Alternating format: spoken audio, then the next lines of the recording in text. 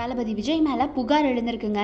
தமிழக வெற்றி கழகத்துடைய 2வது மாநில மாநாடு கடந்த 21ஆம் தேதி மதுரையில் நடைபெற்றுச்சு. இந்த மாநாட்டில் பேசிய தவிக தலைவரும் நடிகருமான விஜய் பார்த்தீங்கன்னா, முதலமைச்சர் மு.க.ஸ்டாலினை ரொம்ப கடுமையாக விமர்சிச்சிருந்தாரு, தாக்கியிருந்தாரு. அவர் மட்டும் இல்லை, பாஜக அப்படின்னு சொல்லிட்டு நிறைய பேர் தான் தாக்கியிருந்தாரு. அண்ட் சிஎம் பார்த்தீங்கன்னா ஸ்டாலின் அங்கிள் அப்படின்னு சொல்லி விமர்சிச்சிருந்தாரு. What is this uncle is very very wrong, uncle is very very wrong.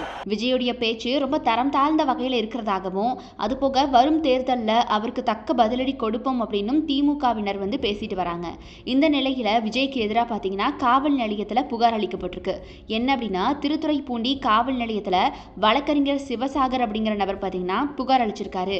அதுல மதுரை மாநாட்டில் முதலமைச்சர் மு.க.ஸ்டாலினை விஜய் தரைக்குறைவா பேசி இருக்கிறதாகவும், பவுன்சர்கள் மனிதாபிமானமே இல்லாம கட்சியினரை தூக்கி எறிஞ்சதாகவும் அவர் தன்னுடைய புகார்ல தெரிவிச்சிருந்திருக்காரு. இன்னும் சில பேர் என்ன சொல்றாங்கன்னா, சோஷியல் மீடியாஸ்ல வைரலா தளபதி விஜயுடைய நற்பெயரை கெடுக்கணும் அப்படிங்கிற வகையில வேணும்னே பண்ணிட்டு இருக்காங்க இந்த மாதிரியெல்லாம் அப்படிங்கிற மாதிரியான கருத்துக்களை போட்டிருக்காங்க. ஸோ இது தளபதி விஜயுடைய தவறு தான் அப்படின்னு நினைக்கிறீங்களா, அல்லது விஜயுடைய எதிர்த்தரப்பினர் பண்ணக்கூடிய சதி இது அப்படின்னு நினைக்கிறீங்களா? அது மறக்காம கமெண்ட் பாக்ஸில் கமெண்ட் பண்ணிடுங்க.